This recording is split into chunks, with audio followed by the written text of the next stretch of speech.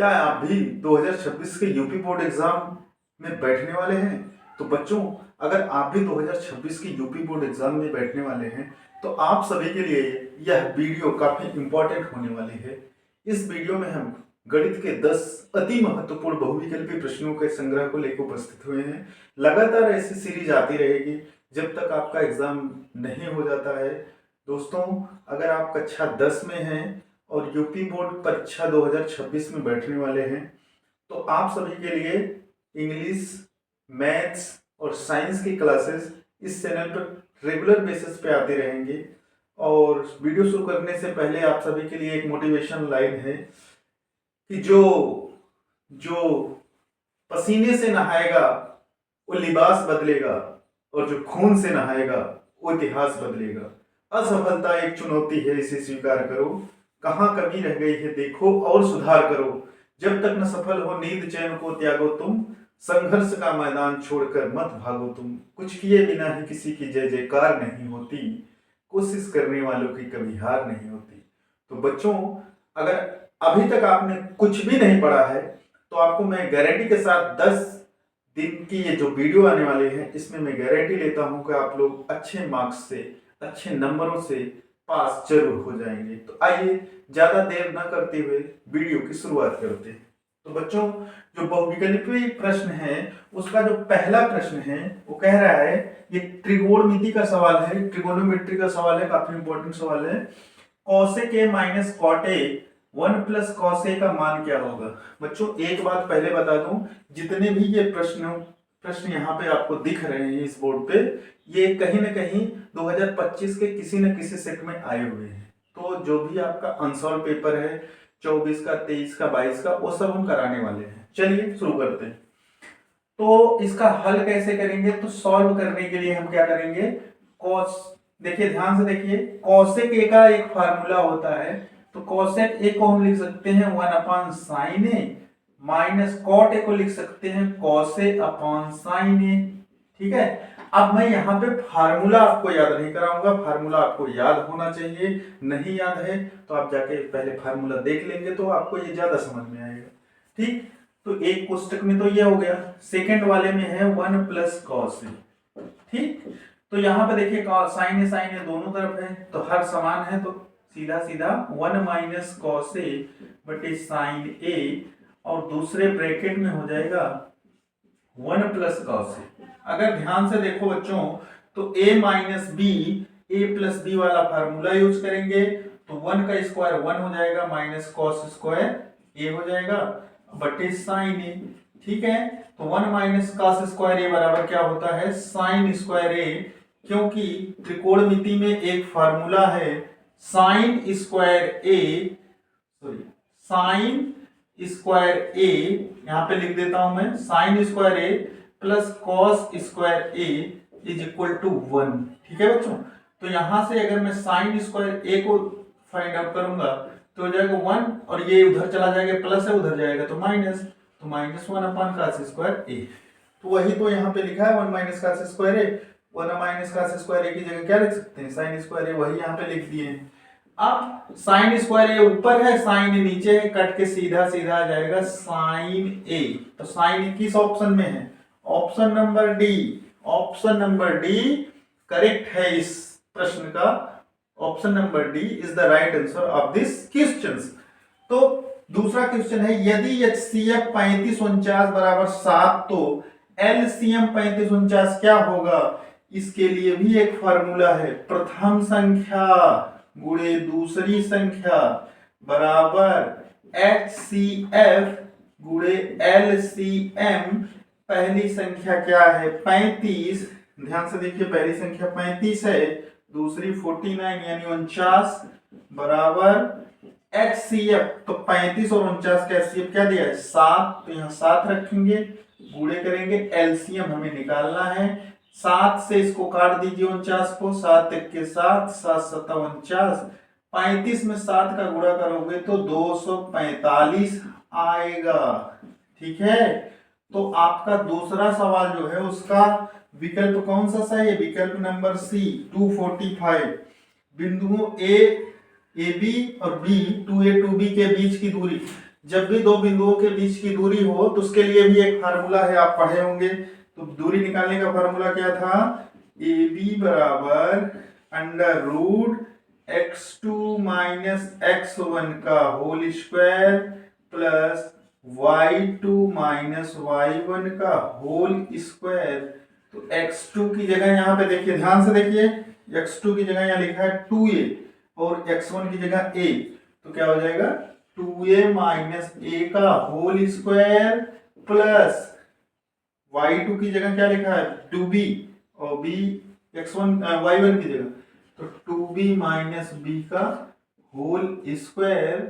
तो अगर ध्यान से देखोगे तो 2a में से a कम हो गया तो a और उसका स्क्वायर तो a स्क्वायर, इसी प्रकार वहां आ जाएगा b square. Under root a square plus b square किस ऑप्शन में है, ऑप्शन नंबर ए। ये देखिए बहुत ही एकदम लाजवाब सवाल है, ऐसे सवाल आपको परीक्षा में मिलेंगे ही मिलेंगे और हमेशा ऐसे ही सवाल बनते हैं यूपी बोर्ड एग्जाम में, खास तौर पे गणित के प्रश्न की बात करें तो। चलिए आगे चलते हैं। 7 सेंटीमीटर त्रिज्या वाले एक वृत्त के एक त्रिज्यखंड का कोण 90 डिग्री है। त्रिज्यखंड का क्षेत्रफल, तो त्रिज्यखंड का क्षेत्रफल निकालने के लिए फार्मूला है पाई आर स्क्वायर थीटा बटे 360 अंश। ये त्रिज्यखंड निकालने का फार्मूला है। पाई का मान क्या होता है बच्चों, तो 22/7 गुणे आर का मतलब रेडियस, त्रिज्या कितनी दिया है 7, और यहाँ आर स्क्वायर है तो 7 का 2 बार गुणा कर दो, 7 गुणे 7 गुणे थीटा की वैल्यू कितने हैं 90 डिग्री, थीटा की जगह 90 अंश बटे 360 अंश। तो 7 से 7 कैंसिल, 90 से काटोगे 4 बार में कट जाएगा, 2 दूनी 4 और ये 11 से कट गया, 11 सते 77, 77 बटे 2, 77 को 2 से भाग दोगे तो आ जाएगा 2 तिहाई 6, 2 अट्ठे 16, 2 पंचे 10, 38.5 सेंटीमीटर। किस ऑप्शन में है, ऑप्शन नंबर सी। ठीक, option number C 38.5 centimetre square इस त्रिज्यखंड का क्षेत्रफल होगा। आइए आगे चलते हैं। द्विघात बहुपद x square plus 7x plus 12 के शून्यांक। जब भी शून्यांक निकालने के लिए बोले तो जो भी बहुपद दिया हो उसी के बराबर में 0 रख दो, बराबर 0 करो। तो 12 का ऐसा खंड करो कि जोड़ने पे 7 आए, तो क्या करेंगे x square plus 3x plus 4x, 3 चौके 12 और 3 में 4 जोड़ देंगे तो 7 प्लस 12 बराबर 0। यहां से x कॉमन हो जाएगा, x प्लस 3, यहां से 4 कॉमन हो जाएगा, x प्लस 4 तिहाई 12। ठीक है, तो एक कोष्टक हो जाएगा x प्लस 3, दूसरे में हो जाएगा x प्लस 4 बराबर 12। तो x की वैल्यू पूछा है, मतलब शून्यांक पूछा है, तो -3 और -4। तो -3 और -4 किस विकल्प में है, -4 -3 विकल्प नंबर ए में। फिर समांतर श्रेणी -6 -4 -2 का 7वां पद पूछा है। 7वां पद का मतलब a plus 6d, a plus 6d। अगर 8वां पद पूछे तब a प्लस 7d, 5वां पद पूछे तब a प्लस 4d। तो d का मतलब डिफरेंस यानी सारवंतर, और a की वैल्यू क्या है -6, तो -6 प्लस 6 गुणे d की वैल्यू -4 -6, तो माइनस माइनस प्लस, प्लस 6 में से 4 घटा दोगे तो कितना बचेगा 2, 2 छंग 12, 12 में से 6 कम हो जाएगा, कितना जाएगा 12 में से 6 गए 6। 6 किस ऑप्शन में है, ऑप्शन नंबर डी। ठीक है बच्चों, समझ में आ रहा है। अगर ना समझ में आए तो आप लोग कमेंट करके जरूर पूछिएगा कि सर हमको नहीं समझ में आया। चलिए अगला देखते हैं। रैखिक समीकरण युग्म x प्लस वाई बराबर 14 x माइनस वाई बराबर 2 का हल होगा। कुछ सवाल ऐसे होते हैं जिसको हमें लगाने की भी जरूरत नहीं पड़ती है, केवल ऑप्शन से हम उसको आराम से कर सकते हैं। चलिए इसको ऑप्शन में देखिए, 20 में अगर हम 6 जोड़ देंगे तो 14 तो होगा, लेकिन 20 में से 6 घटा देंगे तो 2 नहीं होगा, तो पहला ऑप्शन गलत। दूसरे देखिए x बराबर 8 में 6 जोड़ोगे तो 14 और 8 में 6 जोड़ माइनस करोगे तो 2 आ जाएगा, तो यही option, option number B is the right answer. यदि द्विघात समीकरण के x स्क्वायर इतने के मूल समान है तो k का मान, मूल समान होने पर b स्क्वायर माइनस 4ac बराबर 0 हो जाता है। ठीक है, इसकी वैल्यू क्या आएगी, विविक्तिकर जो d है उसकी वैल्यू 0 आती है। तो ठीक है, b स्क्वायर का मतलब है x का गुणांक यानी कोफिशिएंट ऑफ x 2√6 इसका जो है स्क्वायर कर दो -4 गुणे a की वैल्यू क्या है, a की वैल्यू x स्क्वायर का गुणांक k है, k और c की वैल्यू यहां से देखेंगे अगर तो 3 है, c की वैल्यू क्या है 3 बराबर 0। तो 2 दूनी 4 छंगी 24 हो जाएगा, -4 3 12 के हो जाएगा बराबर 0 हो जाएगा, और उसको उधर ले जाओगे 12 के को तो +12 के, तो 12 के बराबर 24, तो के बराबर क्या हो जाएगा 24/12, 12 दूनी 24। के की वैल्यू बच्चों 2 आई है, आप लोग ऑप्शन ढूंढिए 2 कहां है, ऑप्शन नंबर सी। फिर कोसेक स्क्वायर थीटा बटे सेक स्क्वायर थीटा का मान होगा, इसका हम यहां पे करते हैं, ध्यान से देखिएगा, यहां पे हम कर रहे हैं, यहां पे जगह है, यहां पे करें। तो कोसेक स्क्वायर थीटा बटे sec square theta, cosec square को हम लिख सकते हैं 1/sin square theta, cosec square को लिख सकते हैं 1/cos स्क्वायर थीटा, cos ऊपर चला जाएगा बच्चों, तो cos स्क्वायर थीटा बटे sin स्क्वायर थीटा, और इसकी वैल्यू क्या होती है cot square theta. cot square theta किस ऑप्शन में है, option number D cot square theta.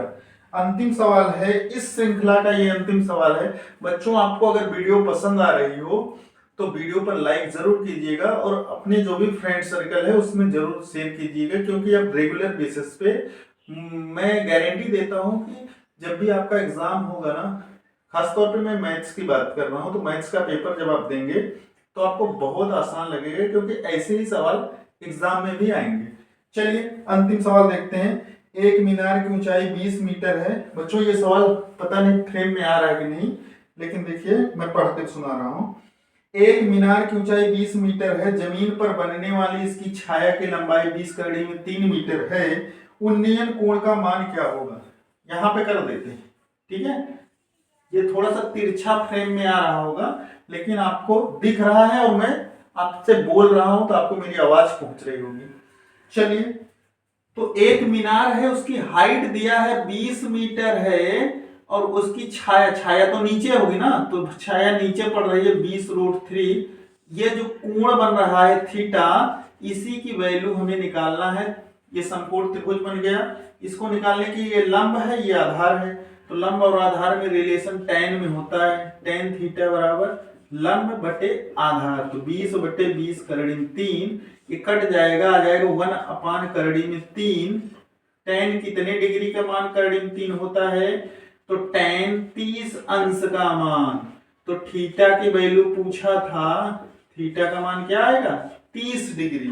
30 degree इसके ऑप्शन नंबर पहला ही है 30 डिग्री। ठीक है बच्चों, तो आपको ये वीडियो कैसी लगी कमेंट करके जरूर बताइएगा। फिर मिलते हैं नेक्स्ट वीडियो में। अपने आस पास में साफ सफाई रखें, एक दूसरे का सहयोग करते रहें, और हाँ, घबराने की बिल्कुल जरूरत नहीं है, क्योंकि हम वापस आ चुके हैं। थैंक यू बच्चों।